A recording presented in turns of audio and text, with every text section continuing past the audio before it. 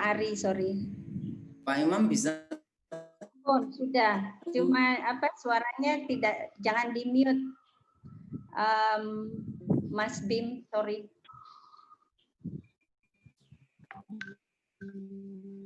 Thank you. Sudah bisa. Nah. Oh, sami-sami. Terima kasih banyak Pak Imam. Good morning, Madam. Assistant Prof. Kanya tuh. Terima kasih Bapak Ibu. Pak Ari, terima kasih. Sekian sekali Pak Imam sudah bisa bergabung di tengah kita. Untuk mempersingkat waktu Bapak Ibu, acara selanjutnya yaitu sambutan dari yang terhormat Bapak Barek 1, Bapak Dr. Imam Ghazali MSc, waktu dan tempat kami persilahkan. Monggo Pak Imam. First of all, allow us to greet you this morning. Good morning, everyone. My beloved brother Wan Irham from UiTM, so the Honorable Assistant Professor Dr. Kanya from Rajapat University, and all my colleagues, Yuyun, Pak Ari, and also on all the staff, who director of the Bkk Time, who Atik is also present. Well, I could not mention everyone who are present in this forum, but first of all, we wish you all good morning. First of all, we would like to thank you for all your participations for this forum. And I remember one thing that once in the last meeting, I think I took it from my brother Wan Irham, that this pandemic condition should not hold us for not accomplishing anything. So this should be a challenge for us to make a better accomplishment. So that's why in terms of research, we have to come across this problem, because we could not do the kind of research that we have been usually doing with the normal conditions, so that we can get the data, we can observe, we can interview and all things. But with these conditions, we have to find other ways to make alternative ways to get all things that we can do to accomplish our research. So therefore, we have to share the ideas of how to accomplish our research in this kind of conditions. Hopefully that conditions, the pandemic COVID-19 over there, will stimulate us to do more than we could do in the normal conditions. That is what we actually hope for this seminar, because we actually want to hear this not only from the head president of University of Assoc, we prepare this seminar. Thank you so much. Enjoy the seminar and enjoy the discussions. Thank you so much. Back to you, Pak Ari. Yes. Thank you, Mr. Imam. Terima kasih, Pak Imam, Bapak Ibu yang saya hormati. Terima kasih banyak saya sampaikan pada Pak Imam yang telah membuka acara ini.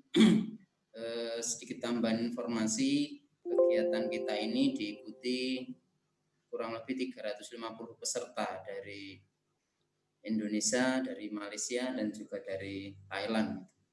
Terima kasih sekali lagi atas partisipasinya.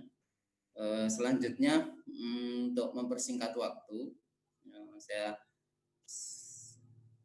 ke acara berikutnya, yaitu acara inti atau pemaparan materi yang akan dipandu oleh moderator Mrs. Ima Widyastuti. Monggo Bu Ima, waktu dan tempat saya persilahkan.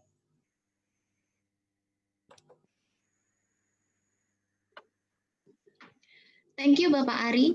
Good morning, everybody. Good morning. I'm Ima Widyastuti. It's my pleasure to be the moderator for this international Zoominar on research in pandemic outbreaks, what and how to negotiate. First of all, I would like to briefly introduce our speakers. First, Dr. Kanya Kongsonan from Tapsatri Rajabat University, Thailand. Good morning, Dr. Kanya. And then the second, Dr. Wan Irham Ishak from University Technology Mara, Malaysia. Selamat pagi, Bapak. Selamat And pagi, then Bu. the last, thank you. And then the last, Yuyun Julia, Ph.D. from Universitas Sarjana Wiyata Taman Siswa Indonesia. Selamat pagi, Bu. Selamat pagi, salam dan bahagia. Salam.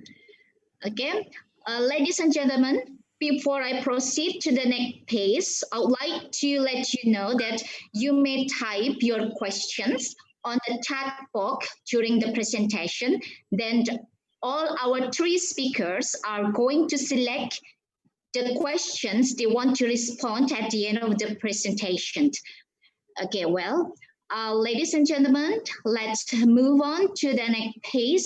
I'd like to invite Dr. Kanya.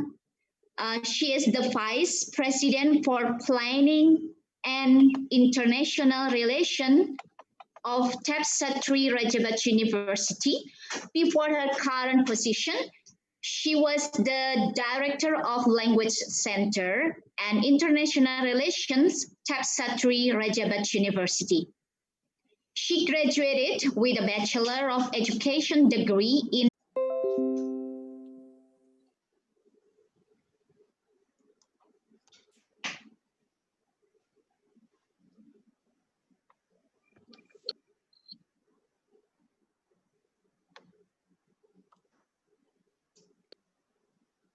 Yes.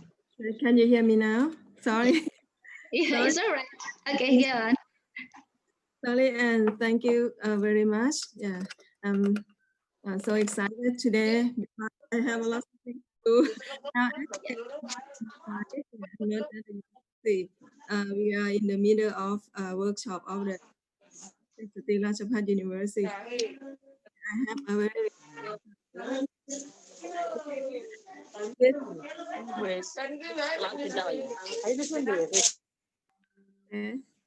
because as we know that because of the COVID-19 outbreak, so we have to change our teaching approach.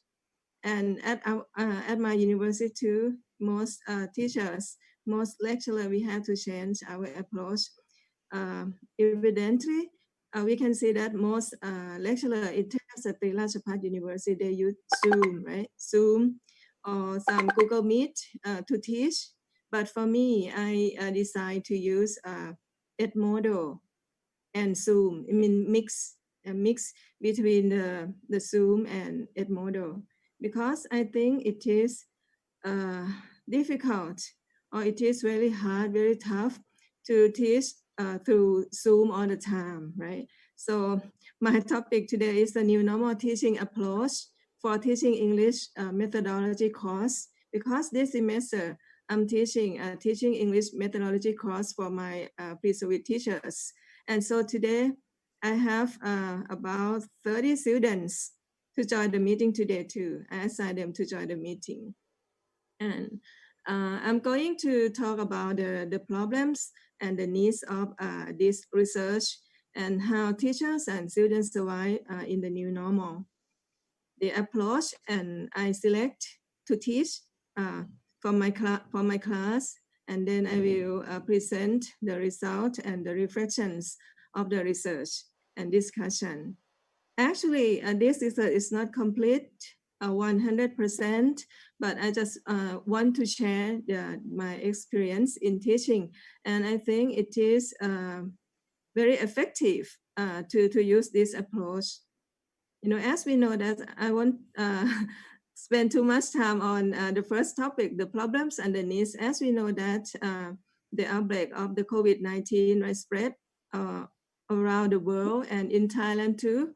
So we have to change our teaching approach because most school, most university, most educational institutions have to be closed, right? So we can't use face-to-face to teach our students. That's why. So we try to survive. We have lots of problems when we decide to use online teaching, right? The government and the Ministry of Education, they launched the policy that they want the university to use online to teach, right? To teach the student instead of face-to-face. But then we have problems about the tools, right? The equipment to use for the students, and the university provide the Zoom, the free Zoom for all lecturers to use to teach students, right? And actually right now, since the beginning of July, some teachers, they can choose to come to teach at the university too if they want, or they can mix between face-to-face and online. But for me, I just use online teaching right now. So at my university, so we use live teaching through various applications, right? But mostly in my university, we use Zoom. Some lecturers use Facebook. Sometimes I use Facebook too, Lines or Google Meet or Smart Class or so on, you know. They can choose whatever they feel comfortable to choose. And also synchronous and asynchronous. I mean, it's very interesting to help the student to survive. And for me, I mix between Zoom or live through Zoom with the asynchronous online teaching mix, you know. Or some teachers may use online teaching and face-to-face mix. So the time the students and the lecturers don't have to come to university too much, you know. And the approach that I apply in teaching my course is asynchronous online discussions. I would like to say that asynchronous online discussion using Edmodo. You know Edmodo, right? Edmodo. It is a social learning, it's e-learning network that you can post, you can discuss, you know, and you can respond to the student and also connect to the students' parents. And I have been using these applications for years, but just a little bit before the COVID, you know.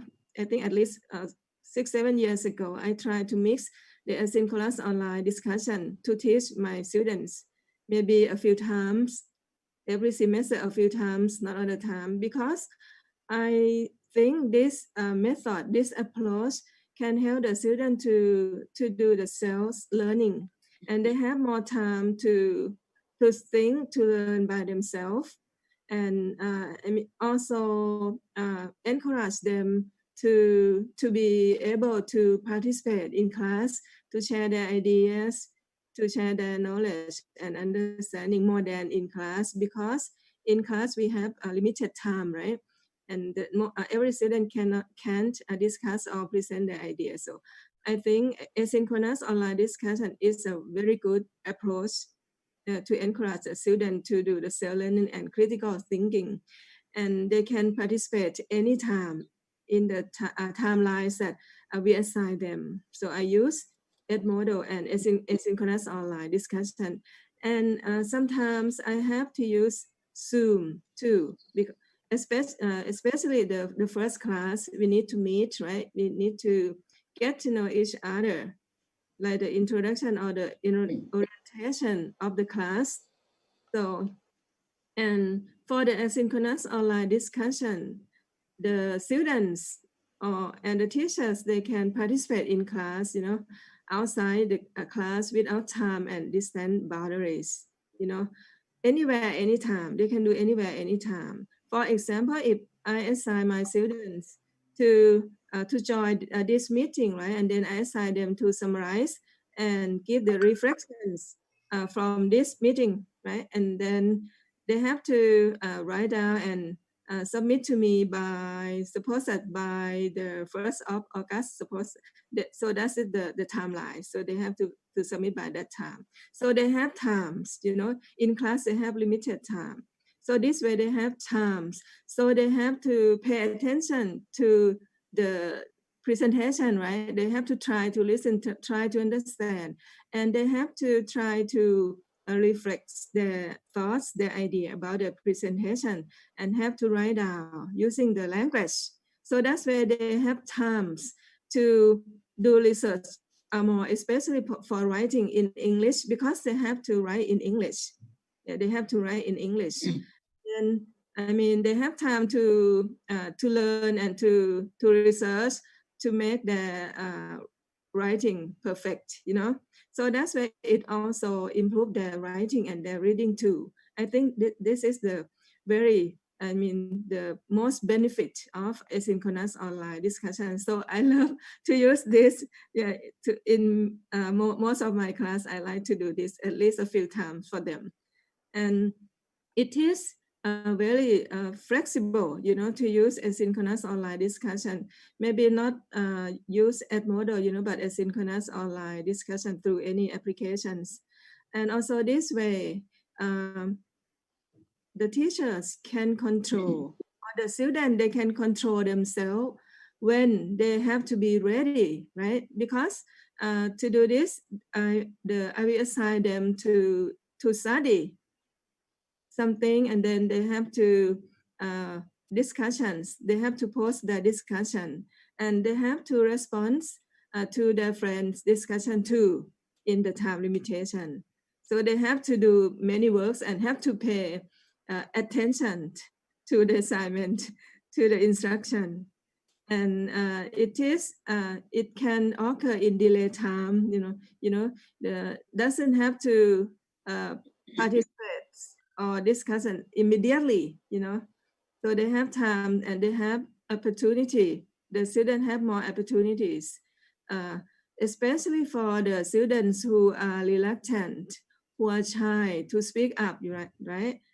Especially in Thailand, most students, they are shy, they are reluctant to speak up in class. So this way, I think this is the best way for promoting the students, you know, to express their ideas. And 100%, you know, of my students, they post their discussion, their critical thinking, and they perform a wonderful writing, you know, that's, I mean, I was surprised, you know.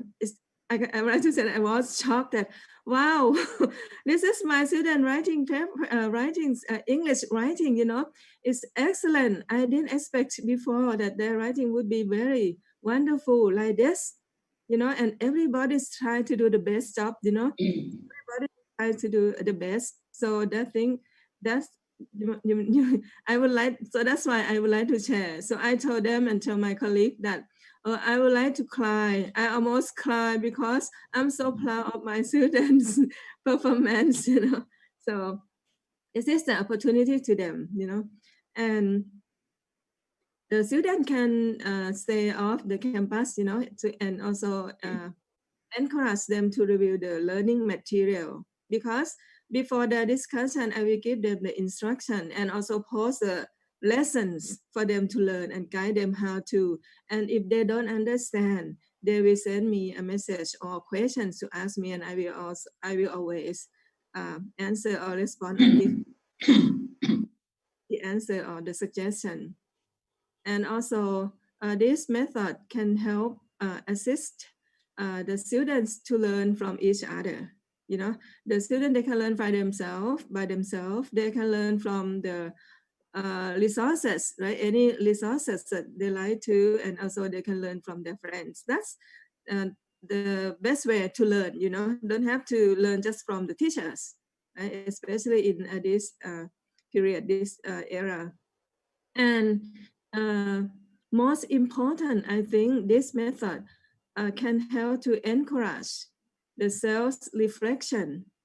Because every time I decide them to discuss, to post the discussion, I have the format, have the format that what they have to do. First, they have to summarize or their understanding, the whole picture of what they learned, what did they learn, right? And then after that, what do they think, what they think about that lesson. So they have to use the critical thinking and self-evaluation, So I think it is very useful to use the asynchronous online discussion. But as for Zoom, how I use Zoom or how we can use Zoom, I use Zoom for the course orientation, of course, and sometimes because this course is about teaching, yeah, actually we prefer to do face-to-face because it sometimes is headache, because can't see very clear. Sometimes I have a small demonstration about teaching demonstration, so that they can see, and then give them some lecture and assignment. And after that, I again post the assignment online or on Edmodo so that they can see better. And sometimes after we learn and we discussions, after our discussion, I use Zoom to make the conclusion, to conclude the lessons and give them the feedback. This is how I use asynchronous online discussion and Zoom for teaching. And for this figure, the orange one, you can see that this is the process of my teaching. So I start from using Zoom for orientation and giving them like lecture or discussions and assignments. And then after that, I post to communicate them or give them some instruction in Edmodo and give them the issues or the topics for them to discuss and respond via Edmodo. And after that, I will check, I evaluate their discussion or their performance, and then give them feedbacks, and we discuss and conclusion, and then maybe we do the quiz or the test, and then so on, and then start again and again. This is the process that I use. And for number 4, the result, I would like to share you the result. As I told you that this research is not complete 100%, it's on the process. But from what I can see and I can extract from my experience, the most interesting thing that I can see that most of my students, at least 80% to 100%, they are responsible. They have responsible to respond and to post their discussion online. Even via Zoom, most of them participate. I have like 55 students, maybe only 1 or 2 they can't participate in Zoom, but 100% of them, they post their discussion online and very informative discussion online, So that means most students, they have the self-learning, because their discussion and their posts are very informative, That means I think they did some research, from some resources, right? And then they try to get to put all information that they learn from resources, in their discussion, and also they reflect their thought to responsibility, self-learning, and punctuality. Yeah, punctuality. In the real class, in the regular class or face-to-face, I think like a few students, maybe 4 or 5 students, they always come to class late. But for this one, most students, they come to class on time, and they express their thought, their feeling, their ideas, most of them. And they have the interaction with their friends, because every discussions, every assignment, I assign them to respond to their friend discussion. So they have to read their friend discussion and then respond or share their ideas. So I think this is like the community learning, right? They can learn from their friends also. Yeah, I think it is a desirable, I would like to say it is a desirable characteristics of the students that I got from this course. So I think it is very important because we don't want our students just to be good at the academics, right? But also the good people or the 21st century. And importantly for the students' academic learning, of course, they understand about the content too, because not only the text or the lesson that I post or I summarize for them, right? They also have to do the research or to learn from the outside resources. So their knowledge, their skill, and their understanding is kind of more and more improved. Yeah, and they also have the critical thinking from the assignment, you know, and the language skill, you know, the student after they learn and they post their discussion and their reflection, so they have to write in English, you know, when they post, they have to write in English. Every time I will show you my students writing later, you know, so the English writing getting better and better.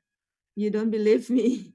You don't believe, yeah. And then they also improve their English reading because they have to do the research, right? So they have to read and then they have to get the ideas to apply and to write their own idea. So this is the result. And for the next slide, I would like to show you you can see the picture of the students, right? When I use it to teach, can you please go to the next slide? And you can see that this is my students, you know, and everybody's joined the class. And yes, and then you can see that is the Zoom, right? And then the next one is the Edmodo, the next slide with the small building. Yes, it is the first page of the Edmodo. This is my class, teaching English as a foreign language. Yeah, this is my class. And then this is the example of the assignment that I give to them, right? Like the first one, yeah, the first one. Yeah, I will, this is the first one. So I assign them like, now I give them the issue right now, so they're learning the English language is extremely important for the students. Like in Thailand, most students are required to study English since grade 1 to higher education levels. However, their learning achievement is still low. What are the main factors affecting the low achievement? Why? And how to solve the problems? This is the issue and the topic that I throw to my students. Because I want them to learn and think. So the instruction is everybody, you must post your discussion here. Be careful to respond to all questions using analytical thinking. Short responses will be negatively affect your scores. You know, so they have to post to respond pretty long. You have to respond to at least 2 of your friends' discussion and finish by 3 p.m. today. This is the instruction. So the student, they have followed the instructions. And this page, you know, that when you can see that Tamagon is one of my students. This is his writing for the discussion. You can see that it's very long, right? You can read, it's very long, and his language is very, very good, very, very perfect, you know? So it's made me like, wow, wow, I can't believe that my student can do this. I'm so proud of them. You know, you can see and you can read. And most of them, they did a great job. Not only 1 or 2, I can show them all of them. I can show you all of them, you know. This is just the example. So everybody, every student, they try to do the best, you know, to get the best score and try to learn. So this is an example, you know. I think sometimes they do better than us, you know, like because they try to do their best. And the next one, and the next page is also the students post and their friends.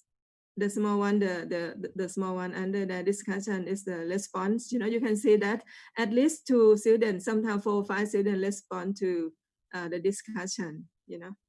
And I try to extract the students' discussion so that you can see that how their English writing. You can see that. Yeah, I don't lie you. It's good, right? Do you agree with me? That English is very good. This is Asolocha, one of my students. I think she's here. You can see that their language, they use the connectors and everything, very, very, very good, And the next slide, yeah, I would like to show you the student response. You can see that the student, you cannot, so I told my student, you cannot just write, I agree, or I like it. You have to give the reason why you agree or you don't agree, right? Or you disagree. Like for the first one, the students that said, I agree with you that good learning must be child-centered. And this method occurs from the interest of students. They want to find answer which use English in this process, but this process must be supported and well managed by teachers. Teachers must be prepared the lessons and choose the proper topic. If teacher is able to organize the learning process very well, this method would be very fun. This is just the response. You can say it's very informative, Yes, and the next page is the samples of the students respond to. The last one, they said that they don't agree. I said that you can disagree. You don't have to agree. You can disagree. So I teach them to disagree. So this one said, I don't think that, because the student will memorize only vocabulary, so they don't know what or when to use it. Another reason is the student will memorize only about 1 or 2 meanings of the word, and then they can memorize the others. So they know how to disagree, not just yes. So, and the next slide. I would like to show you the reflections. The reflex from me and from my students. We discuss about the benefits and the disadvantages of this approach. We talk and we discuss on the time if they like it and how they like it. So the reflection is this approach improve the student writing skills, English writing skill, and also improve the reading skills as well, right? Reading and writing skill in English improve for sure, for sure. And that's my plan in the future. I would like to study how it's improved, And then the student, they have the skill of the self-construction. They construct their knowledge, and their learning is sustainable, it's long, right? It's long lasting because they find and they learn by themselves. And the student, they have more attentions and focus because they have the clear instruction, right? That what they have to do in the limited time, and they have time to do, they have time to finish. So they have more attention and focus by themselves, And also, I would like to say that this approach is the PLC for students. It's a great PLC for students. It is like the public in professional, right? Professional learning community. So they can learn from each other. It's professional learning community PLC. And they feel more comfortable to express their idea, It's not face to face, so they're not shy, And if they don't know really how to write, to share, to post their idea, they can use dictionary, right, or Google to help. That is another way to learn, to improve their English. So I don't mind, and also keep distance for the COVID, right? And this is the positive parts of Edmodo. However, there is a few negative, effects. Few negative effects from Edmodo, because the students said that sometimes the internet is not stable and the system have some problems, and then they have to spend a lot of time to focus, you know, and to do the research and try to complete their. So instead, they have to spend a lot of time. They will say that because of you, I don't have holidays because I have to work on your assignment. And then sometimes they say that they want to meet face to face, you know, as friends. That's the negative effects from Edmodo. As for the Zoom is beneficial that, I mean, we can study anywhere, anytime, right? And it's low cost. The student don't have to travel. It's virtual because we can see, right? We can see, at least we can see and we can hear, you know, and keep distance for sure. But I think there are several negative effects, you know, especially it's kind of, if we use Zoom too long, it's kind of boring and tiredness, you know, right? Exhaustion. I don't know if you feel like that, but most of my colleagues and students, we discuss, you know, it's very tired, you know, to just like talk via the Zoom, right? And the student just listen, sometimes just listen, and sometimes the signal is not good, you know, the internet signal is not good, so that's the disturbance for this for Zoom. And yeah, it's more disturbance, as I said, like voice and clearness is not very good. And the student, they say that they don't like so much, you know, so I just try to use Zoom a few only short periods, not too long, like 30 minutes or 60 minutes, and then I go to Edmodo, you know, can switch all the time. Not like many professors, they just use Zoom for 2 hours or for 3 hours, you're gonna die, right? You can't talk nonstop 3 hours, so you have to mix, you know. This is the results of my teaching experience using Edmodo via asynchronous online discussion via Edmodo and Zoom. So for me, you know, I think using asynchronous online discussion, you know, intensely help support students learning in the new normal. Yeah, intensely. I would like you to try.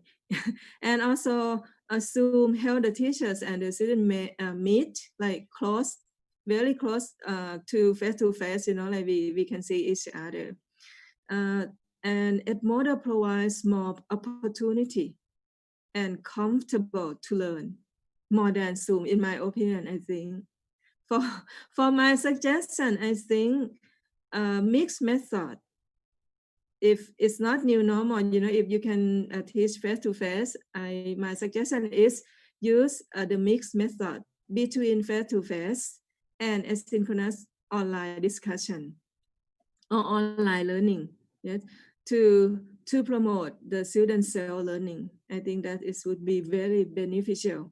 It's kind of mixed method, you know, like in when I was in the USA, you know, in many classes, in most of the class, the professor, they use the mixed method.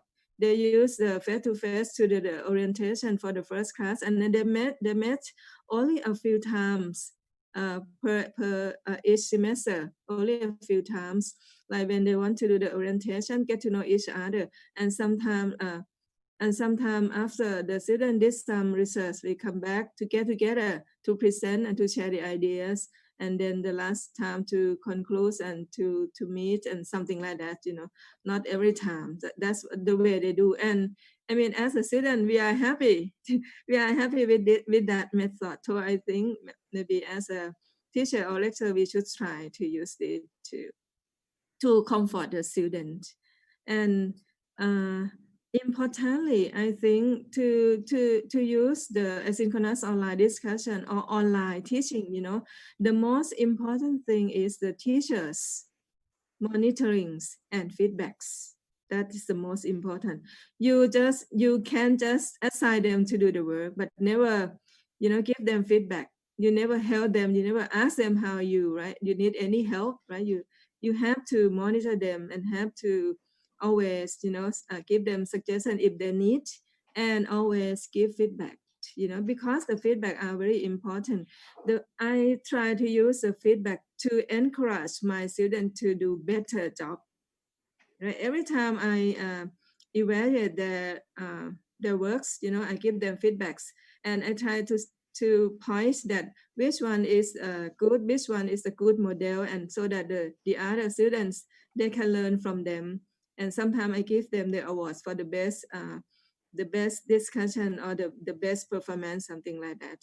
And yeah, that's very important. Like many teachers complain that they don't like online teaching, right?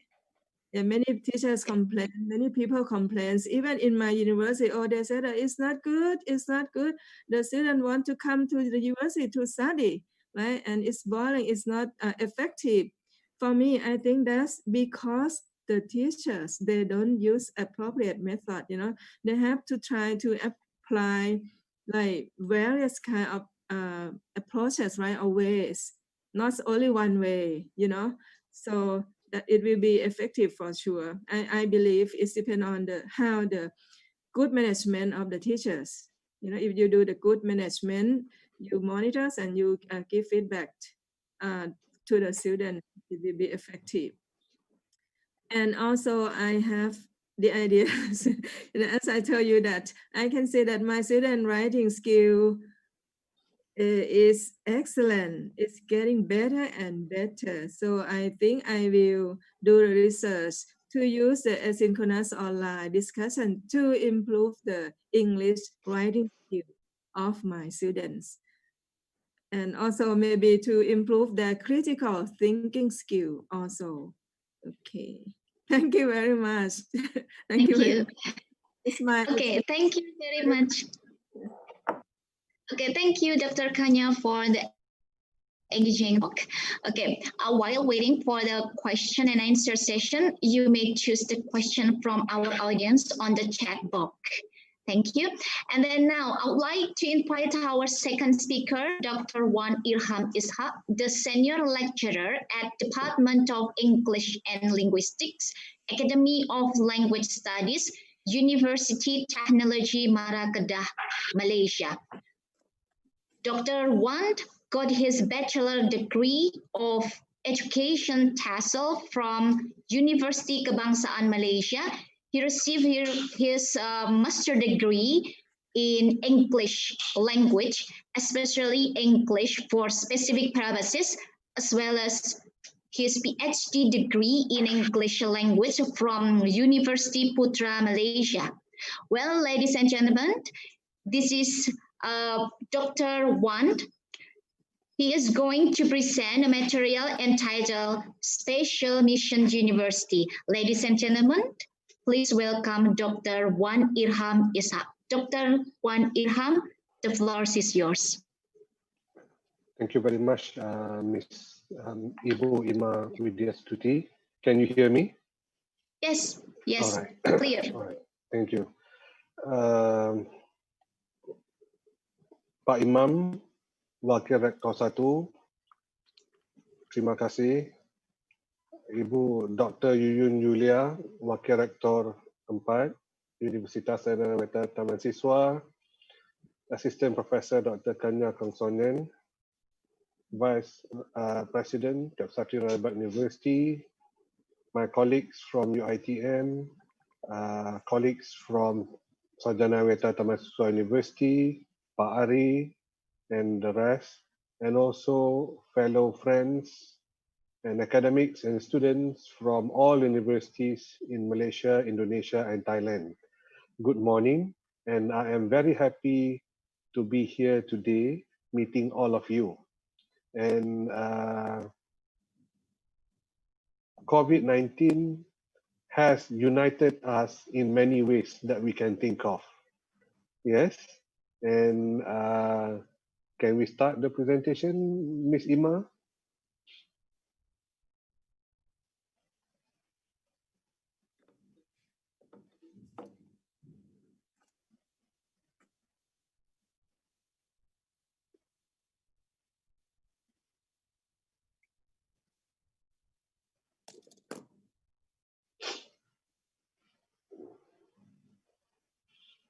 Okay, basically, UiTM is the largest university in Malaysia with number of students 160,000 plus.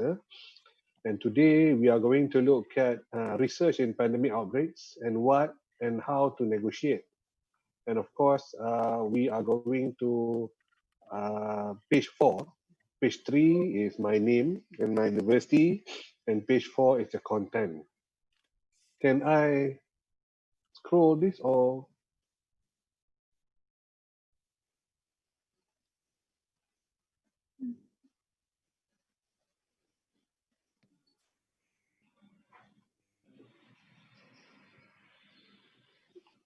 I think you can share screen, Dr. Wan.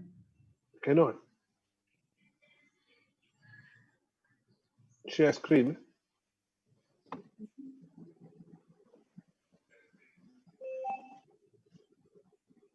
Can you? Okay. Good. Yes, very good. Okay.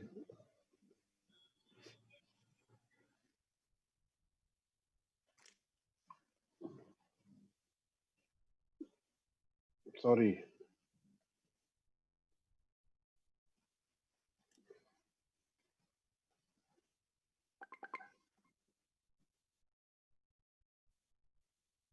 Okay. This is my name, and I belong to Academy of Language Studies, UiTM, Kedah Branch, Malaysia. So what we are going to look at is we're going to look at the bigger picture of the situation during COVID-19 and how we manage it, and also what we do in order to help our students. So I will cover background, university policy, challenges and opportunities, available facilities and research grants. So like Dr. Kanya mentioned, the global spread of COVID-19 began since December 2019, and it became bad from day to day. And Malaysia, on 16th of March 2020, the Prime Minister announced that Movement Control Order Phase 1 would commence from 18th of March to 31st of March. And the order is renewed every 2 weeks, and now we are in Recovery Movement Control Order. So what is the meaning of Movement Control Order to our university? It means that we closed our university. Students went home. From face-to-face classes, when students went to classrooms and met their lecturers, now classes stopped. And after that, classes was totally different. We have to use, like Dr. Kanya mentioned, Google Meet, Zoom, WhatsApp, Facebook, YouTube, whatever suits the particular group of students.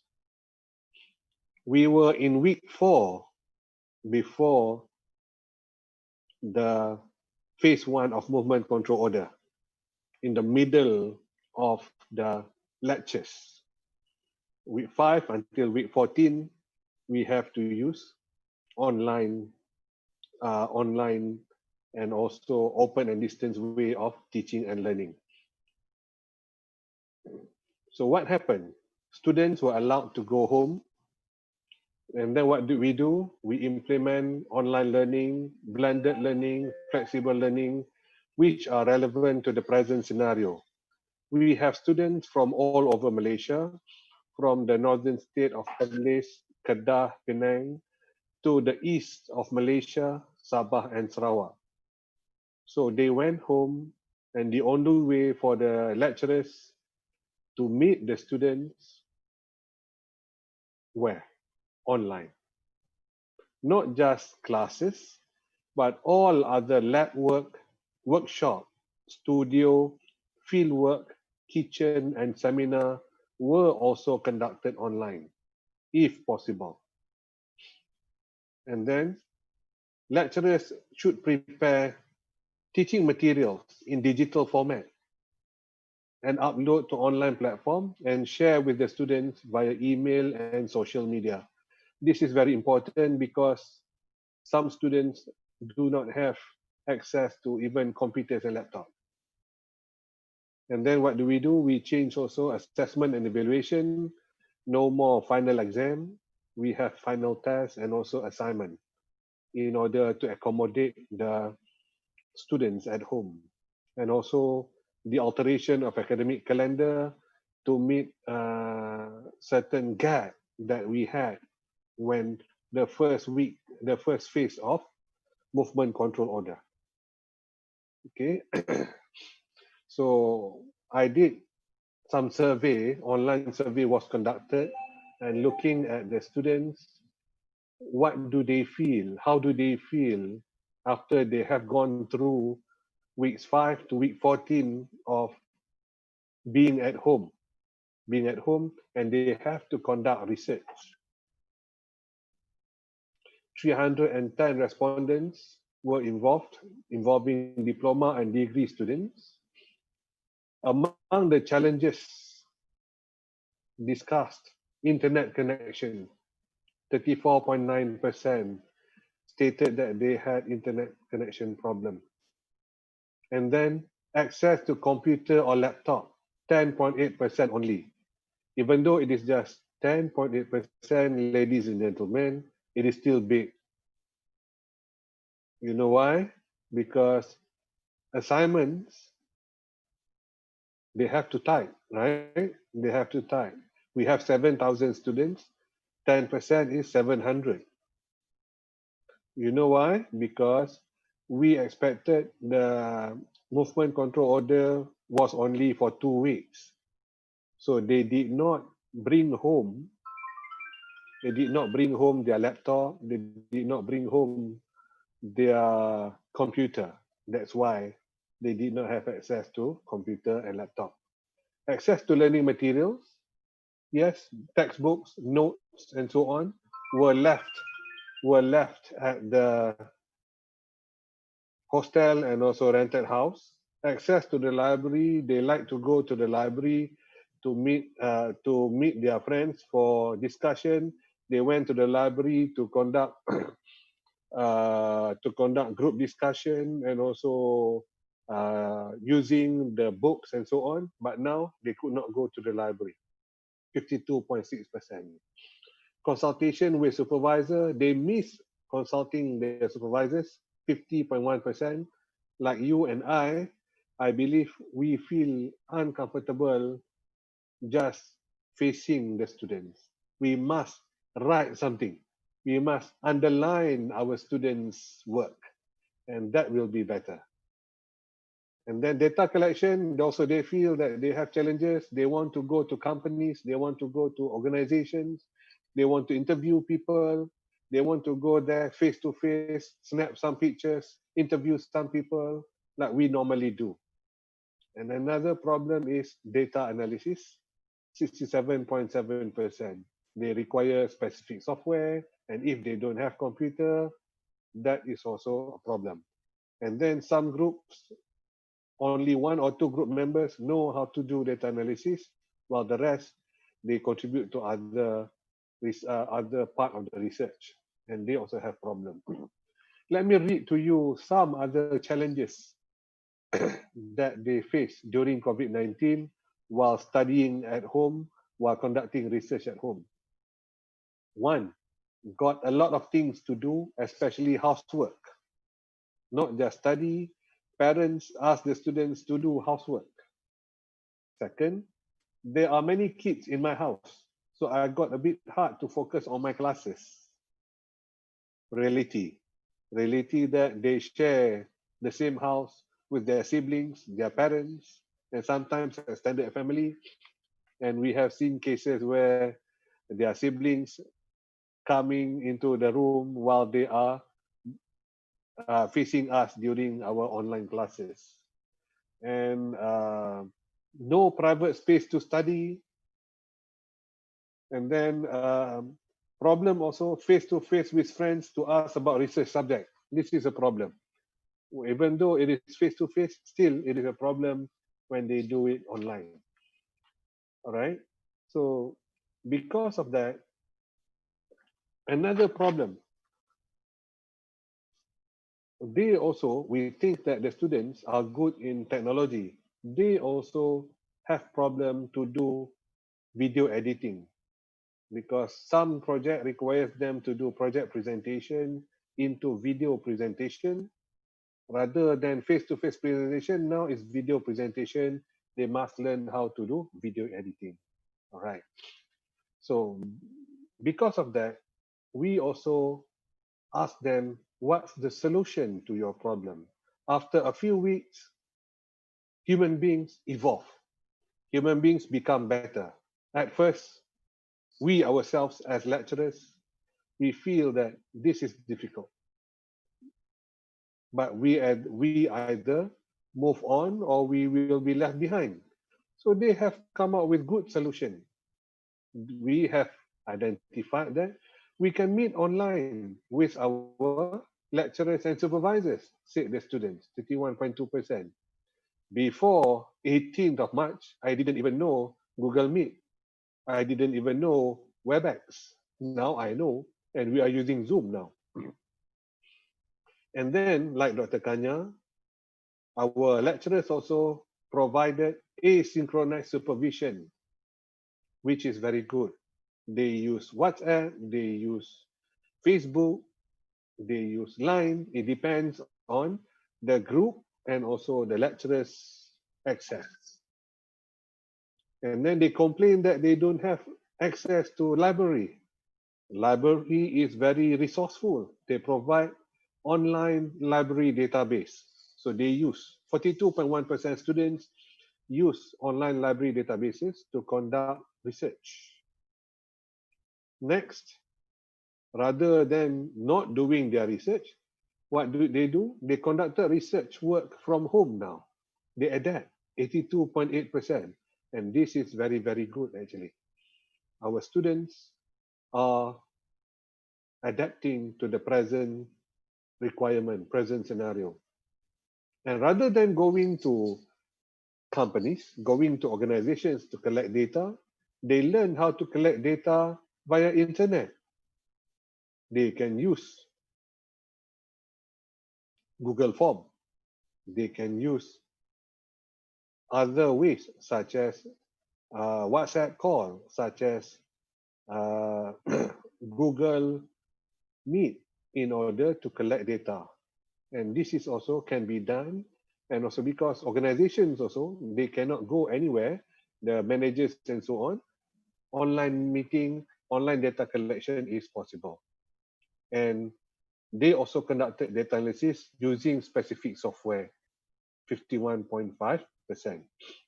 Besides that, what else did we do? University also provided financial assistance to buy internet data. 47.7% stated that they received. We have certain allocation to give to B40 group, the needy group where the family income is 4,000 and below, they can get financial assistance. And not just that, our lecturers helped by mailing or courier documents, textbooks, lecture notes, and so on to students who do not have access to the internet, so that they can continue with their lesson, they can continue with their lectures. So far, so good, ladies and gentlemen. Okay, and then from the lecturer side, I interviewed through personal communication. The lecturers themselves stated that they also have problem. Their internet connection was also poor sometimes. So research supervision was conducted through social media, WhatsApp, Google Meet, YouTube, Facebook. And this is very important because when we have WhatsApp, the lecturer can actually respond to the students' questions quite fast. And also the frequency of supervision is also increased. Not just that, documents were sent via WhatsApp. For example, the proposal was sent by WhatsApp and the lecturer could actually immediately check the proposal and reply to the students. And the lecturer says they can do this anywhere and they are more than happy to do that. lecturers also admitted that we, the lecturers, must learn the latest application that will help us to improve our teaching and also our way of disseminating information to the students. And of course, by having that, our supervision level will also be better. And we must also ask our customer, who are our customers? The students. What platform do they like to communicate? Whether it is WhatsApp, whether it is other social media, both parties have to agree. And they agreed that majority of the students did not prefer Google Meet as it consumed a lot of mobile data.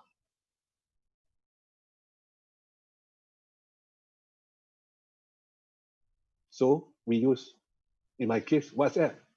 And I am very flexible. I even answered my students' questions at 10 p.m., 11 p.m., sometimes 12 p.m.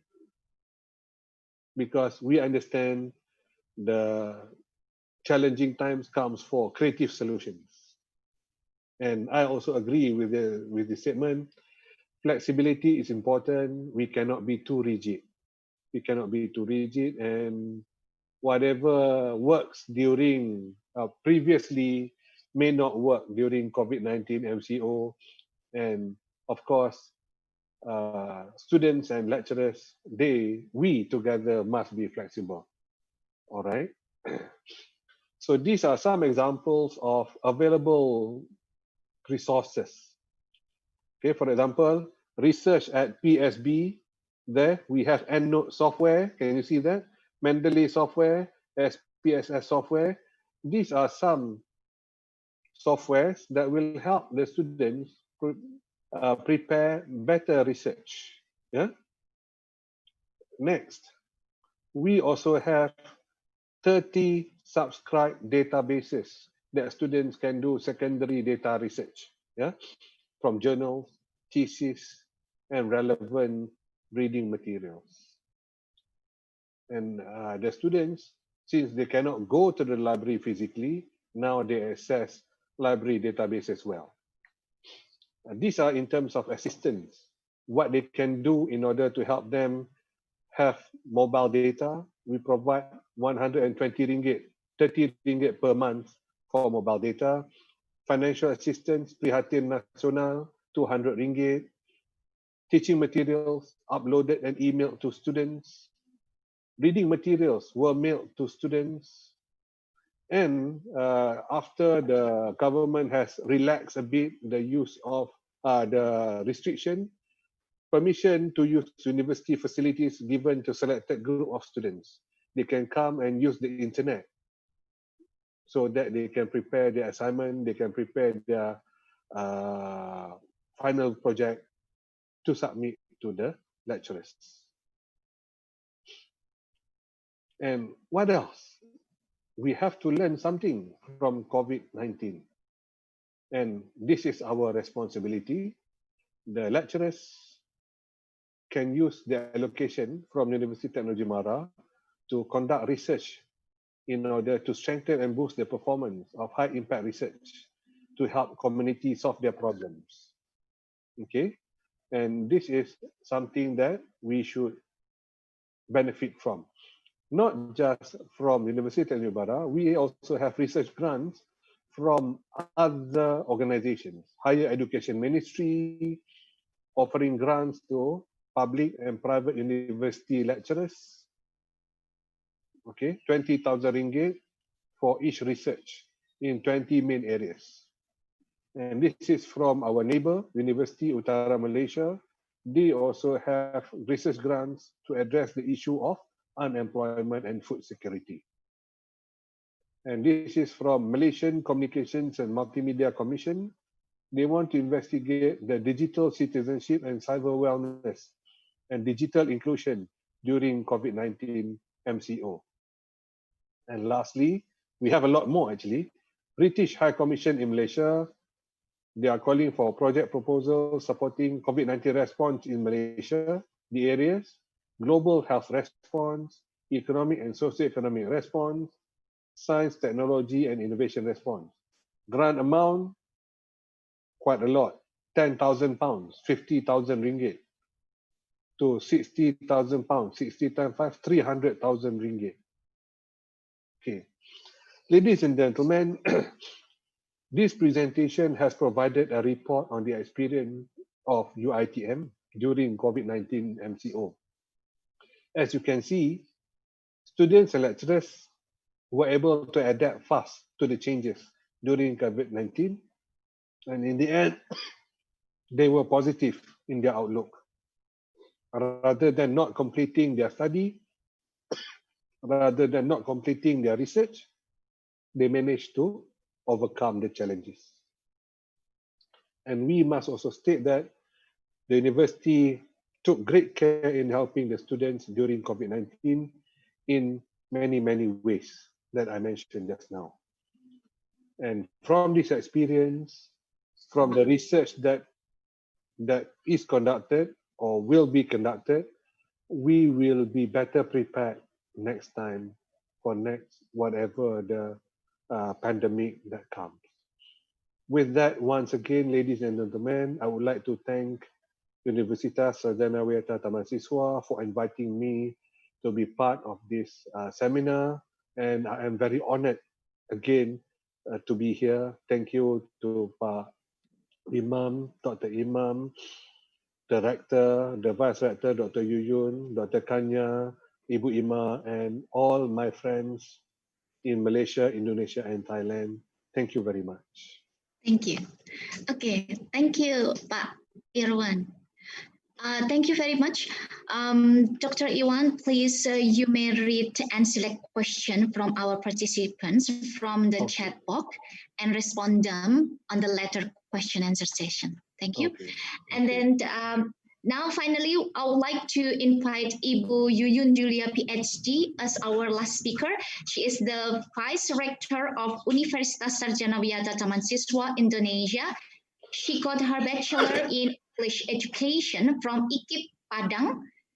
Her master in English education has been reached from Universitas Negeri Semarang in 2007, and she finished her doctoral degree in English language teaching and curriculum from RMIT University Australia in 2014. Well, ladies and gentlemen, today Ibu Yuyun is going to deliver her paper entitled Research in Pandemic Outbreak, an Experience. Ibu Yuyun, time is yours. Okay, hang on. Sebentar.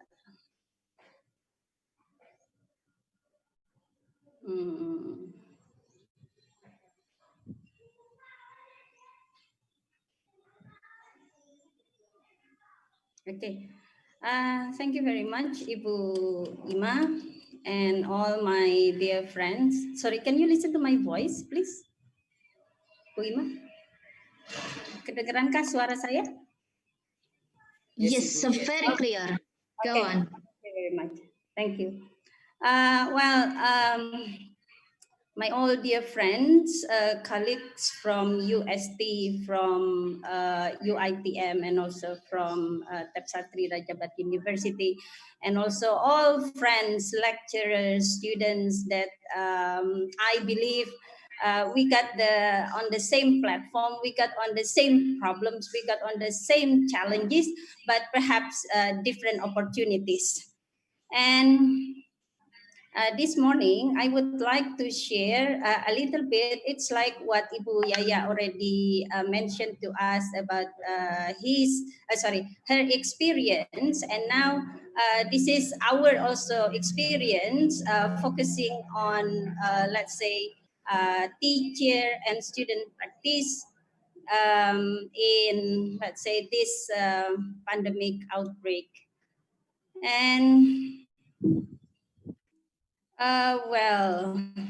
the outline of my presentation, it's a little bit like introduction, what the policy from the government, from the Indonesian government, especially for the higher education institution. and also an experience, you know, it's been like since February, I guess, March, precisely, we got the same time in which COVID pops in Indonesia, and also including also in Jogja.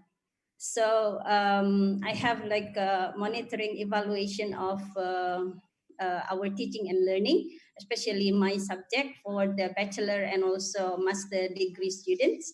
And the next one is mini research. I said that this one is mini research because, you know, I'm going to develop this, and hopefully this will be elaborated or expanded later on. It becomes like penelitian kerjasama or partnership research, and this will be done later on, and hoping this year between or among UiTM and also Tepsatri Rajabat University. And the last one is as the closing, I discussed a little bit students' experience in writing their bachelor thesis. Okay, coming to introduction. Well, in Indonesia, it's been like a paradigm, or it's been like a discourse. The government already mentioned that one professor, 1,000 students. It's been, I think, since 2019, this kind of policy has been blasted to universities in Indonesia. And we promote, of course, it's not only face-to-face or motor class, in UST also, our peraturan academic or our university guidance, it is mentioned or stipulated that what I understand, 25% our class will be online learning, but again, it is still 25%. Later on, because of the COVID-19, of course, you know, it is developed, though I can say that is 90% of our teaching and learning was conducted through online, as both synchronous and asynchronous. And I would like also to share, in UST, we have what we call by Catur Dharma. Catur means four. Perhaps it is different from other universities in Indonesia because they just divide three dharma becomes three. It is education, research, and community service. And now what we are doing is still, let's say, our experience regarding research. And then we have also community service, and this one, the one that other universities do not like put one activity as the dharma for let's say universities dharma culture development. And most of the universities in Indonesia, they put like culture development to community service. So again, I would like, of course, to focus my presentation on the research, though a little bit I would like also to share the education or what is happening in UST, in Universitas Sarjana Wiyata Taman Siswa. Well, I asked also permission from Pak Imam as the Vice Rector of Academic Affairs, ya Pak. And okay, now this one. Based on what we call by, hang on, my battery low, sorry.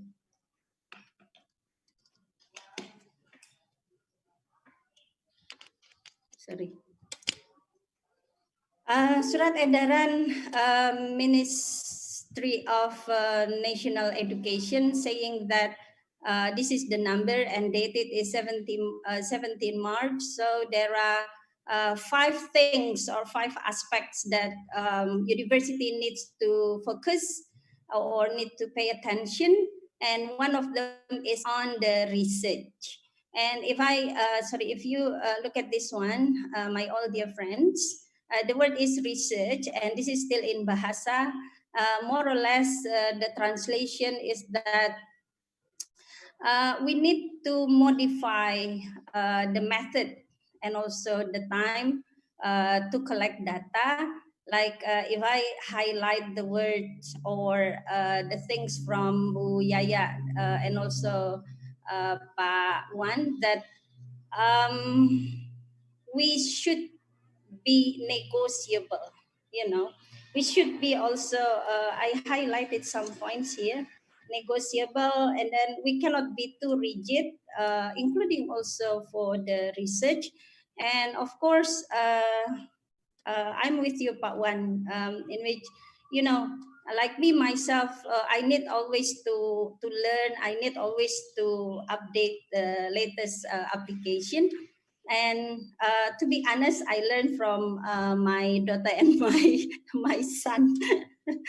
Even sometimes, come on, I would like to, you know, to use Instagram, for example. I would like to use this and that, and always I ask my daughter and son. Okay, this is from the government, and the term of education, or the first dharma of higher institution or university, that is about education. And it is the same one, I think, similar to what is happening in Tapsatri Rajabat University and also University of Technology Mara, in which we try to apply. It is not only learning management system, or what we call in UST is portal akademik. Kita menyebutnya sebagai portal akademik. And it is not only portal academic, but again, lecturers, also students, they need to be updated with the very, I can say, sometimes also the newest application. So let's say this one, the most favorite learning management system that we use. The first one, of course, is Portal Akademik Universitas Sarjana Wiyata Taman Siswa. And also we use Google Classroom, Edmodo, Schoology, you know, and also Google Suite, in which we have the Google Classroom, and also we have the Google Meets, and Zoom, WebEx. And this one is, to me, this is still new to me, Blue Jeans, that this is used, I think, by faculty of techniques, Universitas Sarjana Wiyata Taman Siswa, even though I haven't tried yet for the Blue Jeans, because I like red, so I don't use blue. Okay, and then the other media, we use also WhatsApp, YouTube, and then Quiz, Kahoot, Mentimeter, a lot of things for us, again, to be negotiable, and also to be more comfortable to the students, to the millennial students. All right, now we come to an experience of, you know, at the end of teaching learning process, then we must, including also the department and also lecturers, they need to have monitoring and evaluation of working from home. I got the data, or I gained the data from both master and bachelor students. So let's see what I have for the master students. So my all dear friends, the preference of master students this semester, I am with information communication technology in English language teaching. So anyway, they need to be well prepared, not only in technology, but also in its English language itself. I mean, how, for example, the students will have how they design or they create the scenario or the lesson planning, or what we call in Bahasa Indonesia, it is an RPP begitu. How to face their students in this, of course, pandemic outbreak. So we emphasize, I mean, on this subject, we emphasize both on knowledge and skills of the students, how they deliver scenario of their scenario to students from, let's say, the primary and then junior high school, senior high school, including also university level of students. And well, the answer is, to me, is amazing. I thought, teachers, they think like, oh, they are happy to have the online learning. That is my assumption. That is my thought, firstly. But then when I come to what is the mini research or the MONEF, and it shows that the blue one, it's 90%. They like still to have face to face. So it's like, I miss you. I would like to see you. I would like to share. I would like this and that, But again, that is conducted face to face. And then the online or distant learning, the online, it is the same one, 19%. And the answer, the majority of the students, they prefer to have blended learning, both offline and also online. And this one is, I collected this one through Google Form.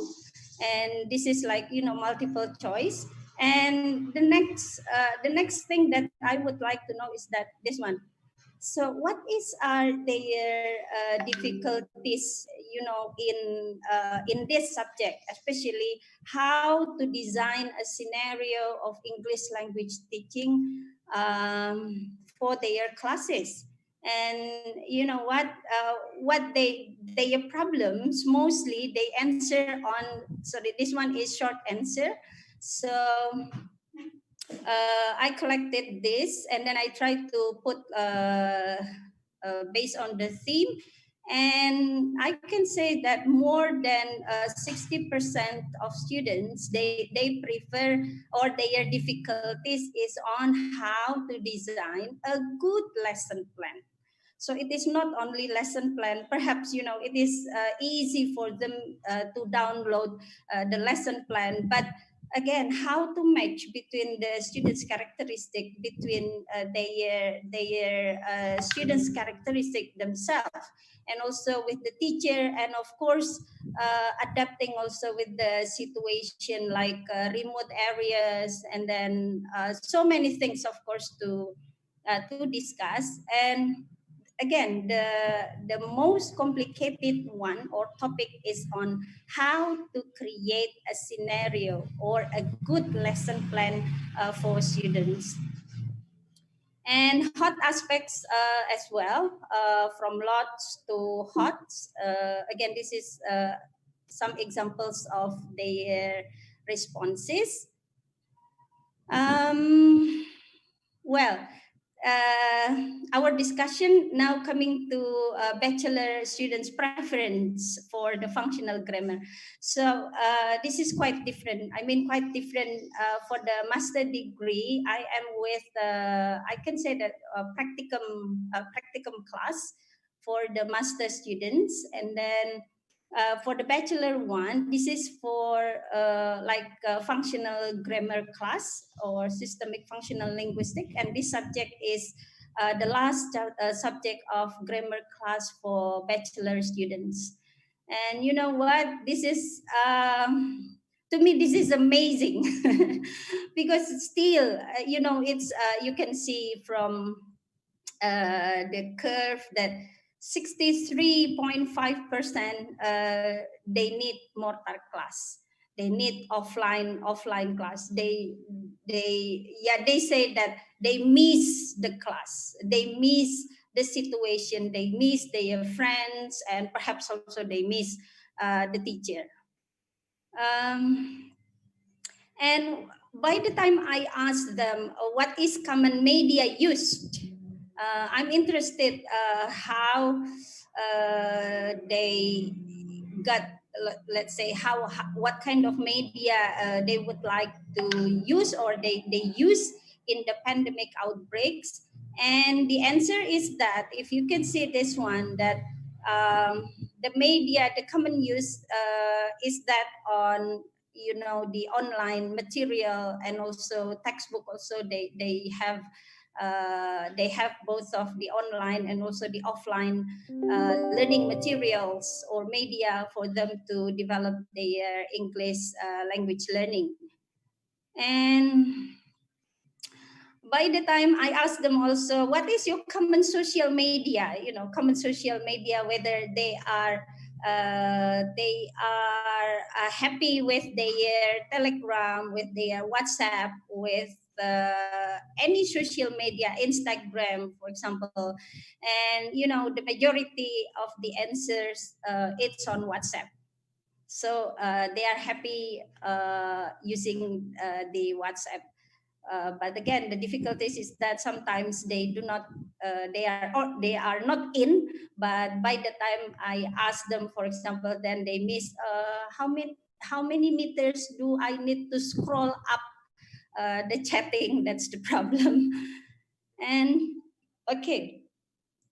Again, based on classes of functional grammar class, then I developed to you know, first one, it's like, I think what Bu Yaya already mentioned, yeah, the linguistic ones is, I thought, should I focus on their linguistic competence or their grammar class or their functional grammar class?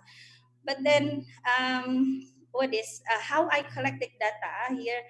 The students are in the fourth semester, and this is again a theory class, and they are 100 and I guess 130 lah, more or less, students in this class.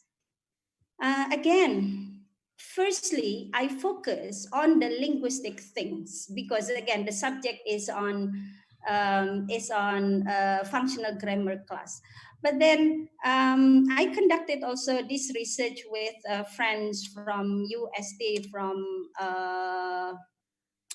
Mathematics Education, Faculty of Teacher Training, Pak Irfan dan juga Pak Adi, and including also one of my colleague, Ibu Audi from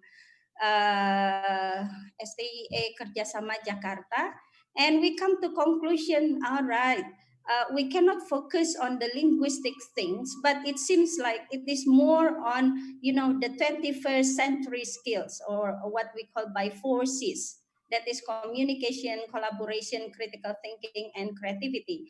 And the data that I collected is on like sentences in which they need to write down, I think asynchronous, yeah, asynchronous, how they, what their challenges and also opportunities in overcoming this subject, to learn this subject.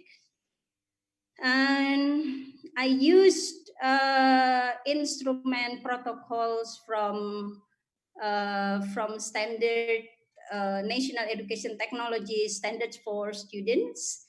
And these are the dimensions. So there is from A to F, creativity, communication, and then research, information, fluency, as well as critical thinking, problem solving, digital citizenship, technology. And, you know, the answers of the students, they are in the form of sentences. Then we put in this category. I mean, what about which belongs to what kind of dimensions? For example, I can analyze or I can focus based on their sentences.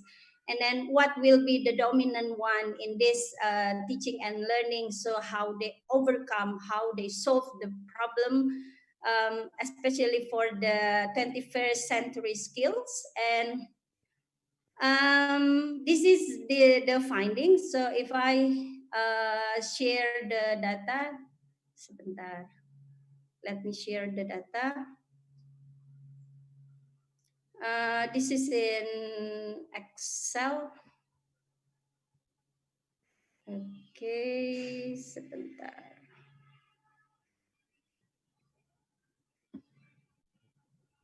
Okay. This one, Bapak Ibu. So the dimension, we categorize to 5, A, B, C, D, F. And these are the students' belief, the students' sentences, the students' expressions on their short text. That is, it's clauses. They are clauses. And then we try to classify to opportunity and also challenges. For the A1, for example, this one is the guidance for the creative thinking, construct knowledge, develop innovative products and processes using technology. And we also conclude, this kind of conclusion. So which one will be the majority of the answers? So from data A to data F, and the conclusion is that if I can come to the PowerPoint, the conclusion is that, hang on, oops, sorry. Too many things to open.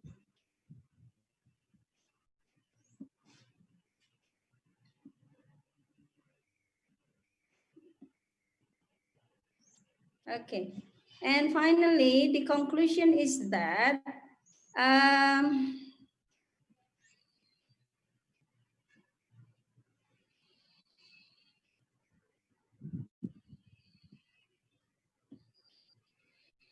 students' communication, and then students' collaboration, students' problem solving, they are dominant how their opportunities and also challenges, to overcome their problems in learning functional grammar class for the 4th semester students. So I call this a mini research, and I think it is in line with what Ibu Yaya already mentioned at the beginning.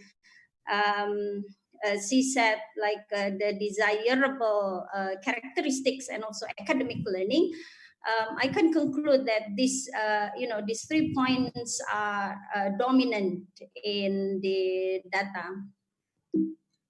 And the next one is that students' experience in writing a bachelor thesis. Well, Bapak Ibu, I think this one is coming to the end. I would like to share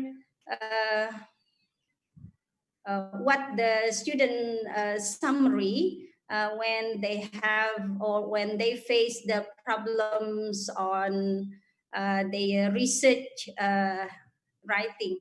So the summary, okay, this one. So there are 7 students that I already conclude. The first one is that Sister email. Now I think she's already, she's already in Thailand, or she is about flying to Thailand to be a teacher there. And not this one, sorry. This one is Sister Densi. Sister Densi talking about teaching instruction types used by the 11th grade teacher at SMA Santa Maria, Yogyakarta. So how she collected this data, this one she's using or she is analyzing on the video of the teacher, and then she puts like transcription what the teachers said at the time in the teaching and learning. And the next one is Maxwell, and hope Bapak Ibu you can see the findings. Sorry. Maxwell, this is also a qualitative data case study, the use of code mixing. I think this one is, if I may say, this is more simple, in which he used like the transcription that is already also online, and also the video. And Devi, the use of Macboard and action research, and most of the students, the questions are the same one.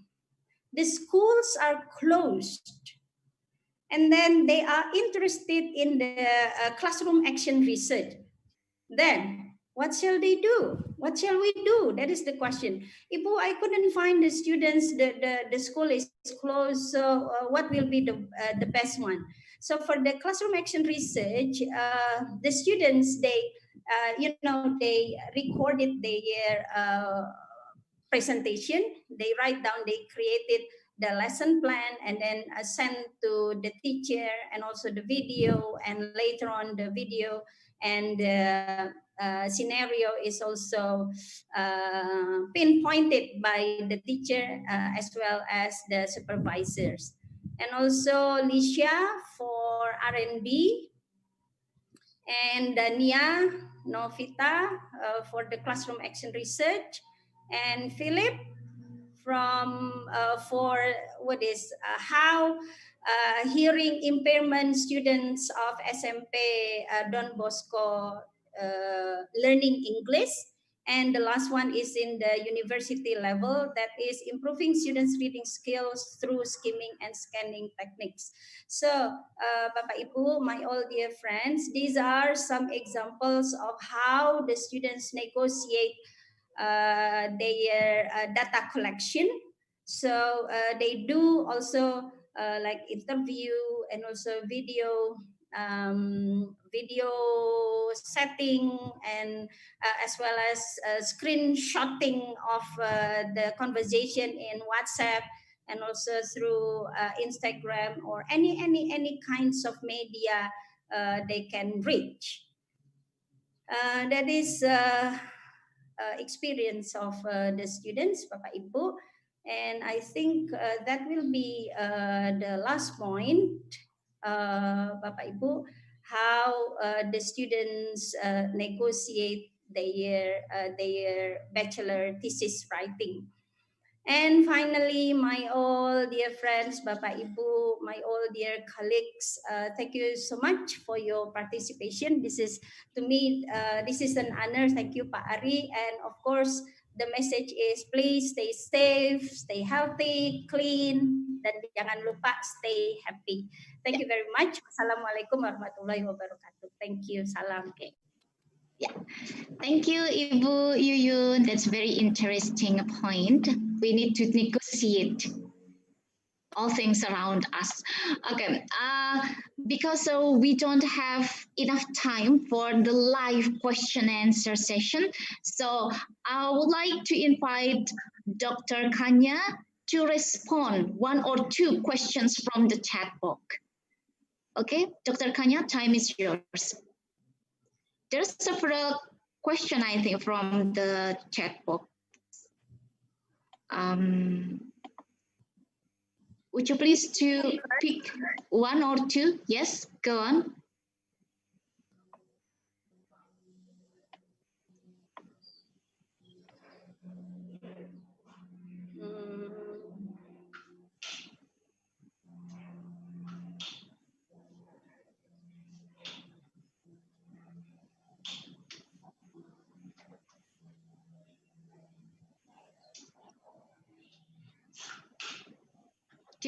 Did you find one? Dr. Kanya, would you please to unmute?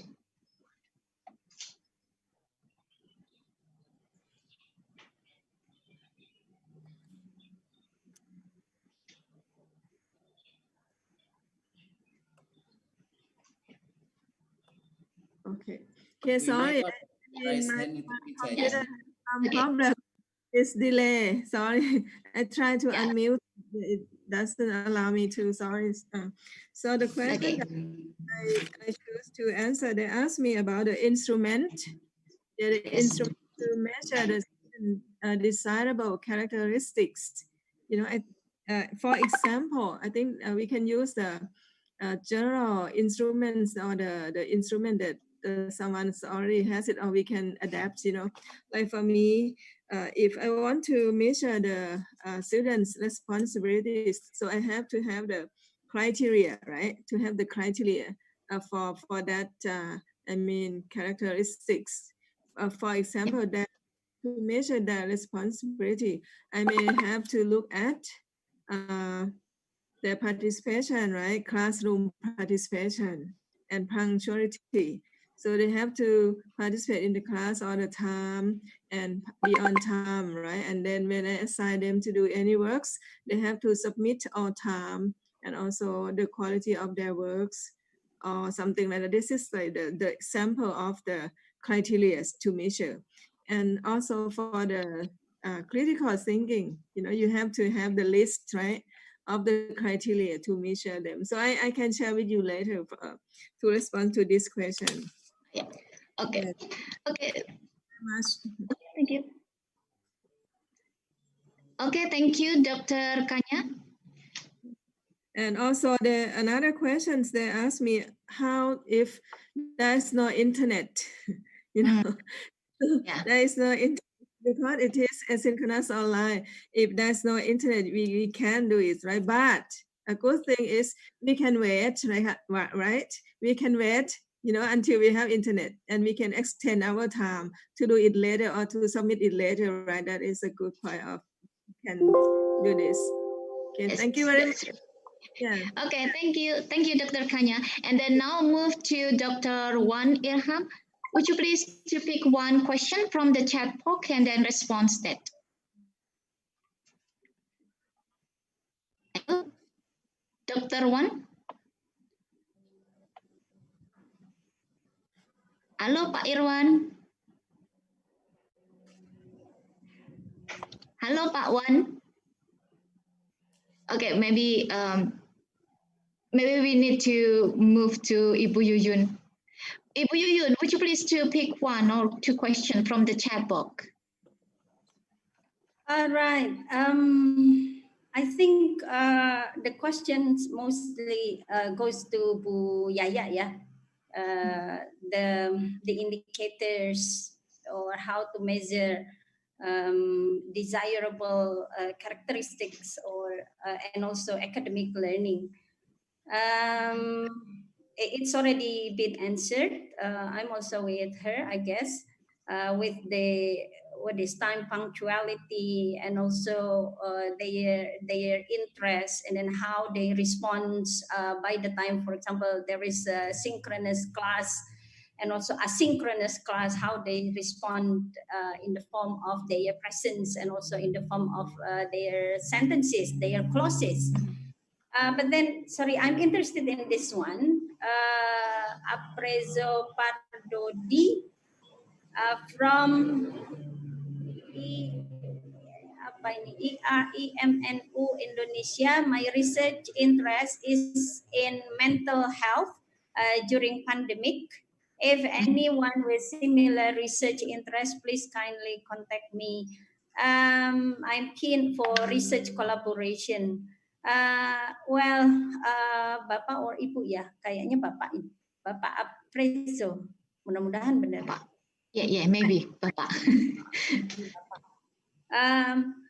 I guess with any kinds of media, we still can do something. We still can, we try to be negotiable. We try to adapt with current issues or current, Pak Wan menyebutnya itu current application program gitu. So I use the word of might ya. If I were you, perhaps I might I might use both of synchronous and asynchronous class. Though, sorry, I got no experience having this kind of topic. But in my mind, this can still be done, by online. And if it is offline, that will be a bit difficult, I guess, because it seems like everybody is curious, and then everybody is being, sorry, are you okay? Are you in good condition, for example? So that is the common ones. And what else, yeah, do I need to? Well, in other words, my all dear friends, I think the word is negotiable. So it is like the theme or the title of this Zoominar. So what and how to negotiate. It is difficult, of course. It is a difficult situation, it is also very hard for us to get in touch or even to come closer to our research respondents or our research participants. Again, I think now when the students, I can say that they are millennial students or they are digital native speakers, so they are quite happy, yeah. In my mind or in my opinion, they are quite happy negotiating or using by any kinds of social media platform. I think that's it in my. Okay, thank you, Ibu Yuyun. Again, so sorry because we don't have enough time. And now, finally, we are approaching to the end of our session. However, I would like to highlight one essential thing from our long discussion today, that don't let our heart condition nowadays hinder our passionate in doing research. I think that. So everyone, I strongly encourage you to keep going in running research without losing our research ethics. Dr. Kanya, Dr. Wan, and Ibu Yuyun, I would like to thank you for your valuable contributions on our current research forum. Hopefully, we still contact each other for doing our further research.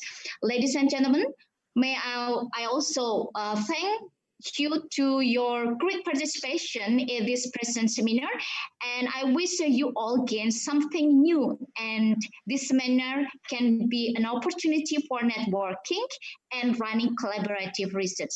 Thank you and always stay healthy. Thank you, Pak Ari.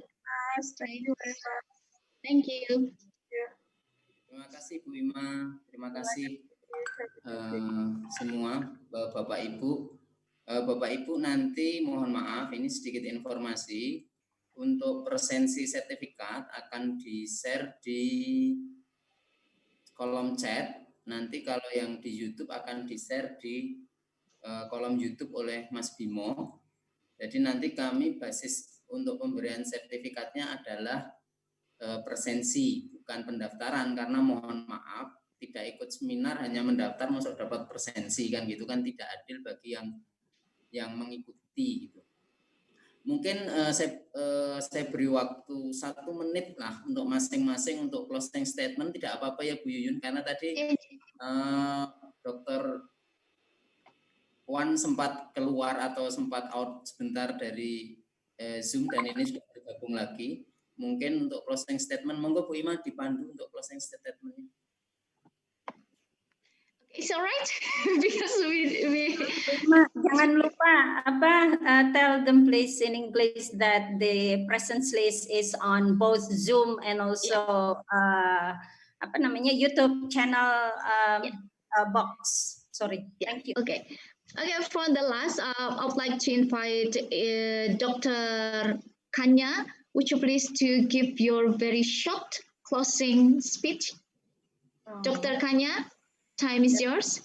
Yes, can you hear me? Thank you very much for the honorable invitation to invite me to join these meetings. Yeah, I think we learned a lot from each other, so we can say that. I mean, from our three I can see that we have similar, right, similar effects from our experiences, especially using online discussion or applications for teaching, you know, and and also I can see that from Yuyun's findings, right, of her research. I can see that her students prefer a blended, right, blended approaches. That's same as in Thailand. I mean, same at my university. So, but I just wonder, maybe in the future, maybe we can do the research together, right, to find the blended or the face-to-face. Right now, we do the blended and for next time, maybe blended approach and face-to-face approach. That may be our future research that we can work together. Thank you very much. Yeah. Yes, for the team from UST. Thank you very much. Yeah. Thank you. Thank you very much, Dr. Kanya. That's right. We need to have a collaborative research or partnership research after this. Okay. Now I would like to invite Dr. Wan. Bapak Wan Irham, are you there? Wan. Dr. Wan? Can't see him.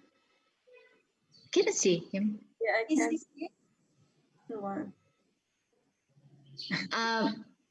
Dr. Wan, are you there?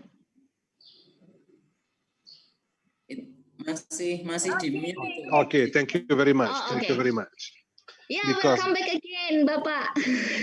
Yes, thank you for waiting because I was disconnected just now and suddenly my laptop went blank. Oh, okay. I had to reboot the computer, the laptop. That's one of the biggest obstacles. Okay, Bapak Wan, would you please to give a short closing remark for us? Time is yours.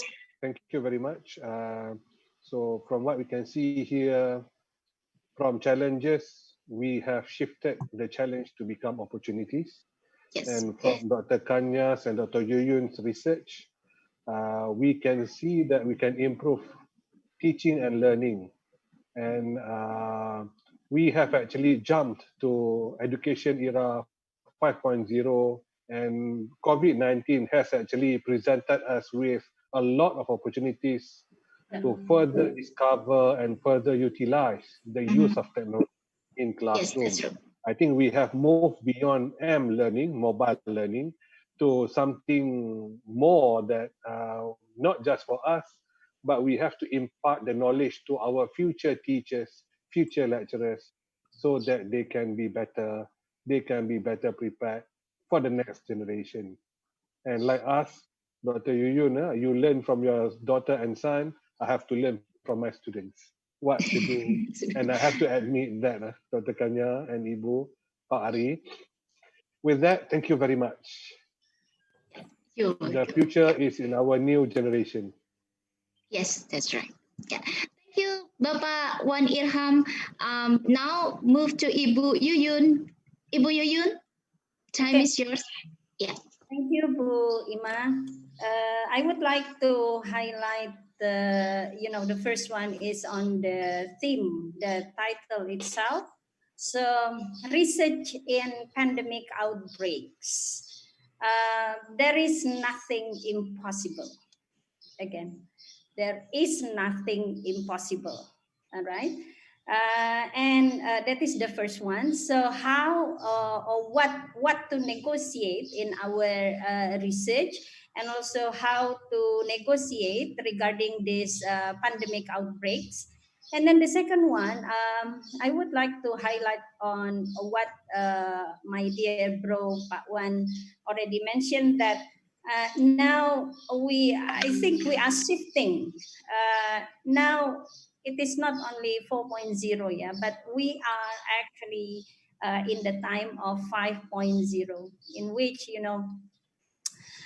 the characters, how we develop our students' characters. For example, though sorry to say, for some of the students, they are brilliant, or they are very good in their English language, but also they need to have like concern to other friends, okay, my friend do not understand, for example, this or that.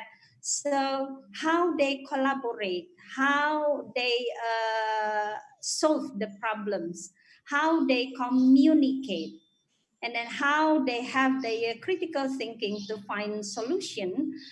I think that is the best one, how to negotiate our research. So it is not always the term of, it's like knowledge of English language, but it's like, again, shifting the one that I have with Pak Irfan, Pak Adi, and also Bu Audi. Shifting, it is not about the linguistics, or it is not always about the English language, but also we highlight the points of character education.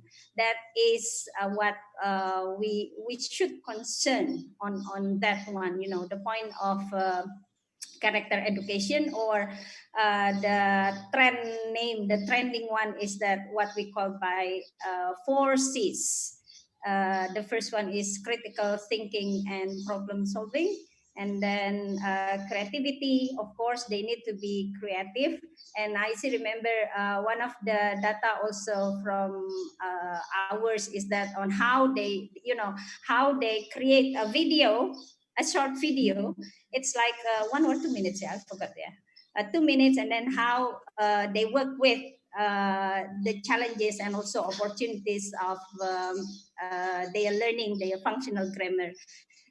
So again, critical thinking and problem solving, and the second one is their creativity and how they collaborate, how they express their creativity, their collaboration, and at the end is that, how they communicate.